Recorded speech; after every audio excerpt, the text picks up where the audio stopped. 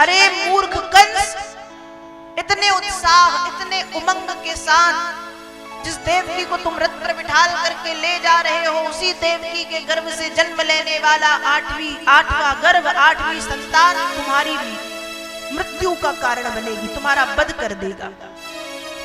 आकाशवाणी सुनते ही कंस ने रथ रोका। थोड़ी देर तो सोच में डूबा रहा, फिर तलवार निकाल के देवकी को रथ से उतारा कि मैं देवकी को मार डालूंगा। जब देवकी नहीं रहेगी तो संतान कहां से होगी। पर वसुदेव जी महात्मा थे, कई प्रकार से कंस को समझाया। जब नहीं माना तो अंत में कहा, कंस मैं तुमको वचन देता हूं, देवकी को मत मारो, मेरे वचनों पर भरोसा रखो। वचन देता हूं कि देवकी के गर्भ से जितनी संतान होगी मैं तुमको ला करके दूंगा। तुम जो करना चाहो कर सकते हो, जैसा करना चाहो कर सकते हो। कंस जानता है वसुदेव जी वचन के पक्के हैं, इसलिए मान गया। ठीक है, वसुदेव जी देवकी को लेके घर पहुंचे हैं। समय बीतने पर कुछ समय बीता, एक पुत्र की प्राप्ति हुई। एक पुत्र हुआ है, नाम रखा है कीर्तिमान। देवकी रो रही है, पर वसुदेव जी ने हृदय पर पत्थर रखा है कि वचन दिया है पूरा तो करूंगा। उस बालक को लेके कंस के पास पहुंचे। कंस ने कहा, ये छोटा सा बच्चा मुझे कैसे मारेगा, मेरा शत्रु आठवां गर्भ है, मैं उसको मारूंगा, इसको ले जाओ। वसुदेव जी प्रसन्नता के साथ घर आ गए, लेकिन नारद जी पहुंचे हैं कंस के पास और कंस को एक कमल का पुष्प दिया है और कहा है, कंस तनिक गिनो इस कमल के पुष्प में कितनी पंखुड़ी है। कंस ने गिनना शुरू किया, 1 2 3 4 5 6 7 8, दूसरी से गिनो 8, तीसरी पंखुड़ी से गिनो 8। वसुदेव नारद जी कह रहे हैं, जिस प्रकार से इस कमल के पुष्प को आगे पीछे बीच कहीं से भी गिनने पर 8 होता है, उसी प्रकार से विष्णु छलिया है, किसी भी रूप में आकर के तुमको मार सकता है। नारद जी चले गए। नारद जी का काम था आग लगाना, लगा दी, क्योंकि नारद जी जानते हैं कि कंस के पाप का घड़ा भर चुका है। जैसे ही पूरा भरा और धराधाम पर प्रभु पधारे, तो नारद जी चले गए। यहाँ कंस ने देवकी वसुदेव को निर्दयता के साथ कारागार में बंद किया और बंद करने के बाद उनकी 6 संतानों को मार डाला। 7वीं संतान के रूप में श्री बलभद्र जी महाराज हैं, शेषनाग के अवतार हैं, जो वो प्रभु की माया से, योग माया से देवकी मैया के गर्भ से रोहिणी मैया के गर्भ में प्रवेश कर गए। रोहिणी कौन? वसुदेव जी की दूसरी पत्नी है, जो नंद और यशोदा जी के साथ में छिपकर के गोकुल में निवास कर रही। तो 7वां गर्भ योग माया के प्रभाव से देवकी के गर्भ से रोहिणी के गर्भ में प्रवेश कर गया। कुछ समय के बाद वह समय आ रहा है जब देवकी ने पुनः गर्भ धारण किया है, और जब गर्भ धारण किया 8वां गर्भ, और जब 8वां गर्भ आया तो जब जब कंस आता है, देवकी के चारों तरफ इतना प्रकाश है कि आता तो वो डराने धमकाने हैं, लेकिन खुद डर के भाग जाता है, देख ही नहीं पाता, इतना तेज, इतना प्रकाश है कारागार में। और कुछ समय के बाद कंस के कारागार में वह शुभ घड़ी आ रही है, जब भाद्र मास के कृष्ण पक्ष की अष्टमी तिथि में मध्यरात्रि आज की भाषा में दिन रात्रि के 12 बजे हुए। और रात्रि के 12 बजे क्या देखा है वसुदेव और देवकी ने? वेदव्यास जी भागवत में लिख रहे, तम अद्भुतम बालकमं भुजेक्षणं चतुर्भुजं शंख गदायुधायुधं श्रीवत्सलक्ष्मं गलशोभिकौस्तुभं पीतांबरं शांद्रपयोदशौभगम्।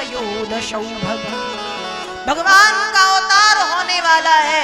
आकाश मार्ग में देवी देवता आकर के खड़े हो गए। भगवान शंकर डमरू बजाने लगे, सरस्वती पीड़ा बजाने लगी, ब्रह्मा जी वेदोच्चारण करने लगे, अप्सराएं नृत्य करने लगी, गंधर्व गान करने लगे, पुष्प वृष्टि होने लगी, शंख बजने लगे, घंटी बजने लगे, मृदंग बजने लगे, जय जय घोष हो रहा है। नारायण पृथ्वी पर पधार रहे हैं, पधार रहे हैं, पधार रहे हैं। और कृष्ण कृष्ण मास के अष्टमी तिथि में, भाद्र मास के कृष्ण पक्ष की अष्टमी तिथि मध्यरात्रि देवकी देख रही हैं कि एक 5 वर्ष का बालक चतुर्भुज रूप धारण करके आ गया। बड़ा सुंदर सुंदर सुंदर नेत्र, पीले पीले वस्त्र धारण किए हैं, सांवरी सूरत है, घुंघरारे बाल है, बड़े सुंदर कपोल है, बड़े सुंदर अधर है, सुंदर सी नासिका है, सुंदर सी दंडावली है, बड़ा सुंदर है। मन चाह रहा है देखते रहें, पर डर भी है कि कहीं कंस इसे हमसे छीन ना ले। वसुदेव जी हाथ जोड़ते, प्रभु छोटे हो जाओ। भगवान ने कहा ठीक है, मैं छोटा हो जाता हूँ, आप अपने मित्र नंद जी के यहाँ मुझे छोड़ आइए। वसुदेव जी बोले प्रभु यहाँ मैं कारागार से बाहर नहीं जा सकता और आप कह रहे हो गोकुल छोड़ के आऊं, कैसे? भगवान ने कहा वो मुझ पे छोड़ो, आप कैसे?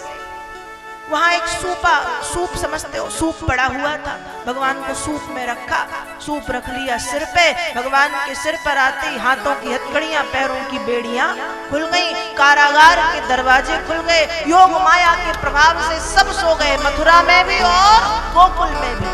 यमुना जी पार की है वसुदेव जी ने। पहले तो यमुना जी में बाढ़ आई है, यमुना जी कह रही आज मैं हूं तो कोई है ही नहीं, ठाकुर जी जब तक चरणों को धोती नहीं, जल नहीं पीती, निकलने नहीं दूंगी। भगवान ने भी पैर निकाले, जल पिया यमुना जी ने, यमुना जी चरणों के नीचे से बहने लगी। वसुदेव जी गोकुल पहुंचे, माया का प्रभाव वहां भी है, यशोदा रानी सो रही, सब सो रहे हैं। यशोदा जी ने एक लाली को जन्म दिया है, लाला को मैया के बाजू में लिटा के कन्या को लेकर के आए हैं, और जैसे ही कन्या को लेकर के आए हैं, कन्या ने जोर जोर से रोना शुरू किया है। कंस को खबर मिली है कि कंस देवकी ने 8वें गर्भ को जन्म दे दिया है। कंस तलवार लेकर के आया, देवकी के हाथों से कन्या को छीना, पत्थर पर पटक दिया, पर वह कन्या पत्थर पर नहीं गिरी, आकाश पे उड़ करके सिंह पर सवार हुई, अष्टभुजा फैला करके बोली, अरे मूर्ख कंस, तुझे मारने वाला हो चुका है। और आकाश मार्ग में तो उत्सव मनाया जा रहा है। यहाँ गोकुल में नंद बाबा के यहाँ पता चला है कि नंद बाबा के यहाँ, नंद बाबा की 2 बहनें हैं, नंदा और सुनंदा। उन दोनों ने देखा, नंदा और सुनंदा ने देखा है। क्या देखा है? नंद बाबा की बहनों ने, यशोदा मैया सो रही है, कमरे में आई तो देखा मैया के बाजू में नीलमणि, पहले तो देखा एक बाल, एक मतलब एक संतान है, क्योंकि कपड़ा उड़ा हुआ है। अब सोच रही लाला भयो या लाली भई, भगवान करे लाला भयो होए, हे भगवान, हे नारायण, ऐसी कृपा करना लाला भयो हो, चाहे इसके बाद 7-8 लाली दे दियो, और लाला भयो हो, क्योंकि जान रही है लाला होगा तो खूब माल पाएंगी, इसलिए खूब प्रभु से निवेदन कर रही हैं। यहाँ पास में गई, पास में जाकर के चदरिया जैसे ही ऊपर उठाई तो देखा नीलमणि श्याम सुंदर पधारे हैं। अरे है गयो, बधाई हो, बधाई हो, बधाई हो, लाला भयो है, बधाई हो, बधाई हो। एक प्रकार से पागल सी हो गई कि लाला भयो है, लाला भयो। आप सभी को मेरी व्यासपीठ से ठाकुर जी के जन्म की बहुत बहुत बधाई हो, बधाई हो, बधाई हो। बोलिए बाल कृष्ण भगवान की जय, वृंदावन बिहारी